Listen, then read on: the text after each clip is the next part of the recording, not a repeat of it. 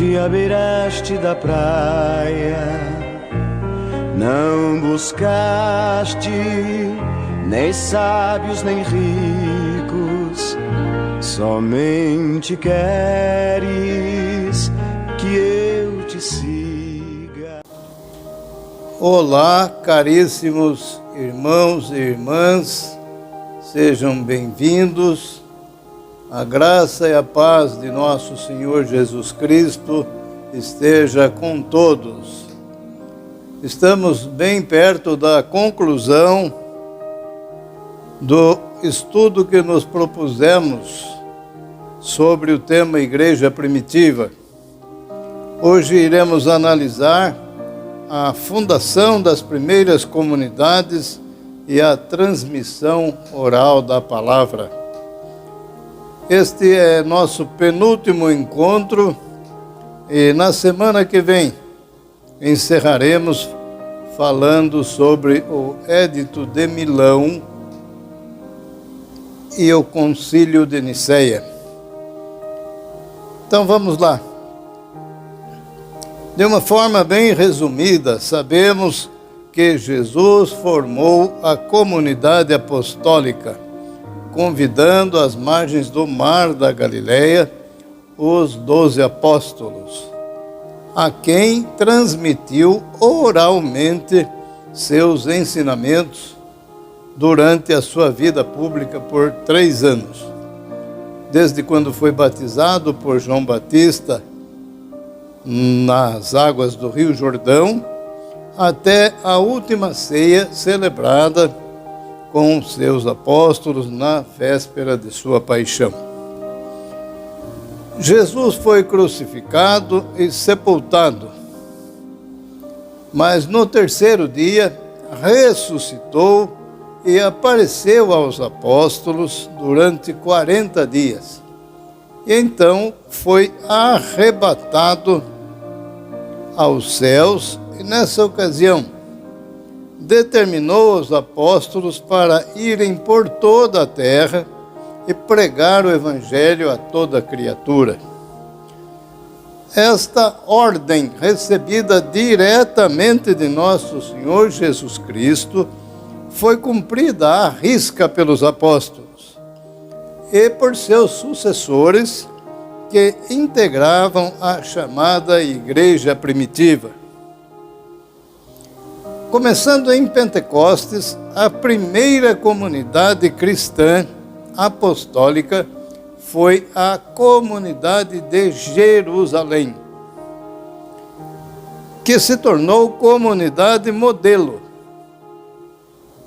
Ali eram unânimes na oração, tinham tudo em comum, compartilhavam a palavra e partiam o pão. Segundo a tradição, a comunidade cristã de Roma foi fundada pelos apóstolos Pedro e Paulo. Porém, quando Paulo chega a Roma no ano 55, já encontrou lá uma comunidade bem instalada. E há relatos que o imperador Cláudio expulsou judeus e cristãos de Roma por causa das discussões e disputas que haviam entre si. Isto se deu no ano 49. Inclusive, o casal Áquila e Priscila, amigos de Paulo, também foram expulsos naquela oportunidade. Outra comunidade bastante antiga é a comunidade cristã de Damasco, situada na Síria, onde Paulo foi recebido e batizado por Ananias.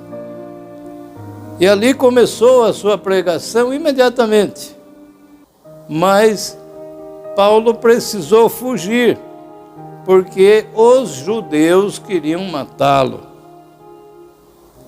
Então Paulo ausentou-se de Damasco por um tempo e retornou. Então, por ali permaneceu durante 3 anos, para só então iniciar a sua missão evangelizadora dirigida a todos os povos. Alexandria é outra comunidade relevante e muito antiga. Situada no Egito, tem a tradição de ter sido fundada pelo evangelista São Marcos. Apolo, mencionado por Paulo nos Atos dos Apóstolos, era oriundo dessa comunidade, daquela comunidade de Alexandria. Depois trabalhou em Corinto, onde fora iniciado, fora doutrinado no cristianismo por Áquila e Priscila. É da comunidade de Alexandria que vão surgir grandes padres. Padres aqui no sentido de pais. Os pais da igreja, como Clemente de Alexandria, Orígenes, Atanásio.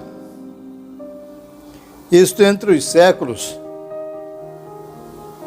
2 e 3 da nossa era. Outra comunidade antiga e relevante é a comunidade de Éfeso. Éfeso era uma cidade da Ásia Menor que tinha grande devoção à deusa Ártemis, que era uma deusa do paganismo greco-romano, que foi muito combatida por Paulo, que pregava contra essas crenças pagãs. Paulo, inclusive, teve de fugir de Éfeso, porque os artesãos e os comerciantes de estátuas de Ártemis o queriam matar, porque com sua pregação, Paulo havia arruinado o trabalho e o comércio deles. Segundo a tradição, Maria, a mãe de Jesus, teria vivido nos arredores de Éfeso, juntamente com o apóstolo João. De fato, a casa da Virgem Maria até hoje é incluída em roteiro turístico na atual Turquia, antiga Éfeso.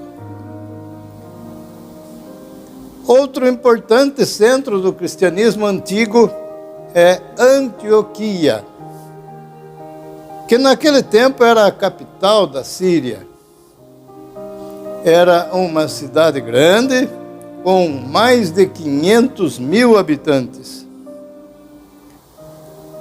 Muitos judeus que fugiram da perseguição após o martírio de Estevão foram para Antioquia, que distante de Jerusalém, cerca de 420 quilômetros.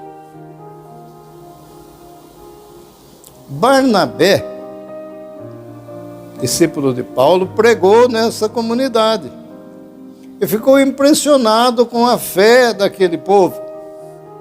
Então ele vai em busca de Paulo em Tarso para o acompanhar em Antioquia. Ali permaneceram juntos durante 1 ano. E é precisamente em Antioquia que os seguidores de Jesus começaram a ser chamados de cristãos.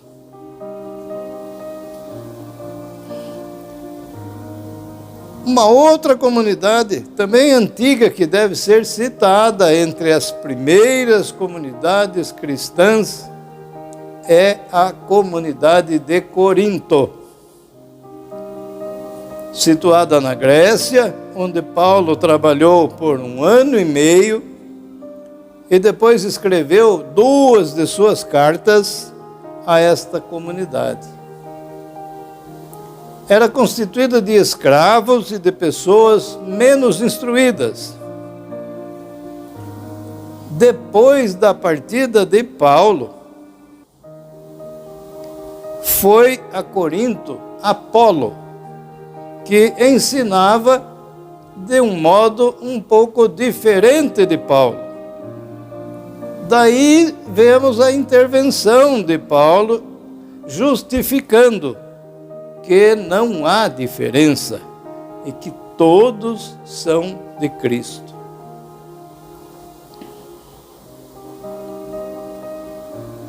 Não necessariamente nesta ordem, mas são estas as 7 primeiras comunidades cristãs da antiguidade, onde o Evangelho foi pregado de forma oral por aproximadamente 30 anos. Mencionamos Jerusalém, Roma, Damasco, Alexandria, Éfeso, Antioquia e Corinto. Porém, sabe-se que lá pelo ano 100 já existiam cerca de 50 comunidades. E no ano 200 existiam mais de 100. Dentre elas, evidentemente, estavam as 7 igrejas do Apocalipse, que são as igrejas de Éfeso, Esmirna, Pérgamo, Tiatira, Sardes, Filadélfia e Laodiceia. A partir do ano 200, terceiro século, portanto, a igreja tem um crescimento espantoso, que deu um salto ainda maior na metade do século III, com uma expansão de 40% a cada 10 anos. Desta forma, no ano 100 da nossa era, da era cristã, havia aproximadamente 7.530 cristãos. Esse número passa para 217 mil no ano 200. E ultrapassou 6 milhões no ano 300. Vejam o fenômeno que foi o cristianismo nos 3 primeiros séculos. Essa extraordinária expansão, tanto em número de cristãos, quanto em comunidades, aliada ao fato de que os apóstolos foram morrendo, muitos deles martirizados, perseguidos pelo Império Romano. Isto determinou a necessidade de textos escritos do Evangelho, para que não se perdesse a autenticidade, a integridade e a uniformidade do conteúdo da fé cristã, para que todos os que pregavam o Evangelho falassem a mesma língua. Surgem aí os primeiros textos escritos, que são as 2 cartas de Paulo aos Tessalonicenses, datadas do ano 50 depois de Cristo. Então, após 30 anos de pregação exclusivamente oral da palavra, quando os apóstolos já haviam falecido, à exceção de João, torna-se necessário o registro da mensagem de Cristo, para preservar a sua autenticidade, tal qual fora anunciada aos destinatários diretos, os apóstolos, portanto, que viram e ouviram o Evangelho da boca de Jesus. E foram os primeiros depositários da fé que transmitiram à igreja primitiva. Esta igreja primitiva, por sua vez, os preserva em sua integridade, autenticidade e uniformidade, a fim de que também nós, gerações futuras, e todos os que vierem depois de nós, possamos participar da boa nova de Jesus Cristo, em toda a sua originalidade e fidelidade. E isto já dura 2000 anos. Esta é a grande missão, a missão perene, a missão permanente da igreja em todos os tempos. Isto é, guardar, preservar na sua essência e transmitir a fé cristã. Desde o começo, os primeiros discípulos ardiam do desejo de anunciar Cristo. Naturalmente que motivados e impulsionados pelo Espírito Santo. Basta observar o cristianismo, o crescimento do cristianismo nos 3 primeiros séculos. O anúncio da palavra nada mais é que um convite aos homens de todos os tempos a entrarem na igreja, na alegria da comunhão com Cristo, como lemos na primeira epístola de São João.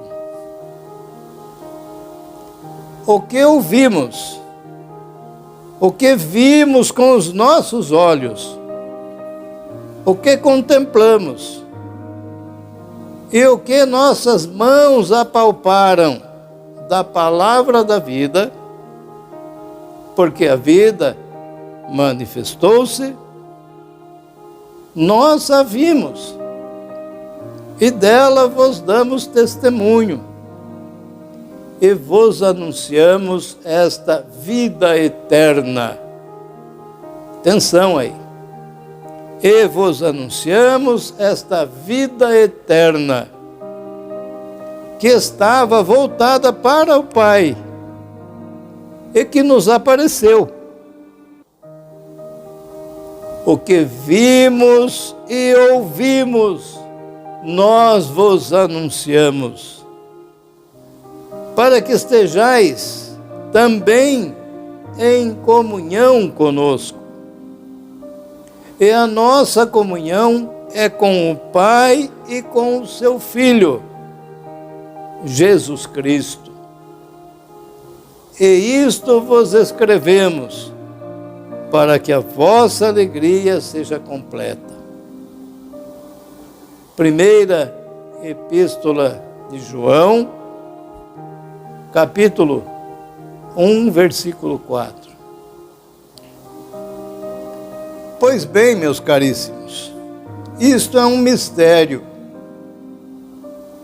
Com toda certeza, é motivo de júbilo e honra receber um convite para uma festa, para um casamento, para uma cerimônia de formatura.